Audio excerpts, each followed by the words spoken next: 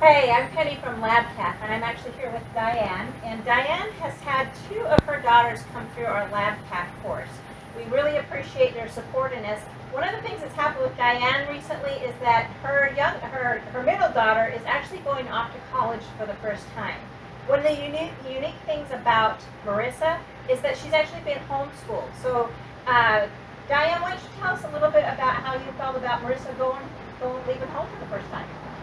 Well, of course, we were nervous because she has been at home a lot, and we wanted to make sure she wasn't so trusting and wasn't so not worried about what was around her and could recognize the dangers around her. And we didn't want her to be fearful, but we wanted her to have a healthy fear of strangers and possible dangers around her that she wasn't used to. Right.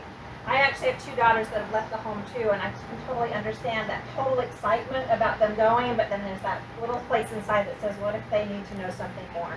So then Marissa came and took our LaBCaF course, and she came home and shared with her parents a little bit about what she learned. So Diane, what was your feeling after hearing what she had learned? After hearing what she had learned, it was really neat because she was so excited about the way that things were presented to her, and they were so meaningful that she could remember most of them without looking at her notes.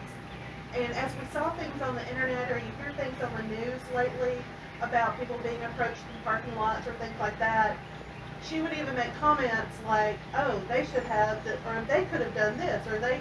So she would. It shows that she remembers what y'all had taught her.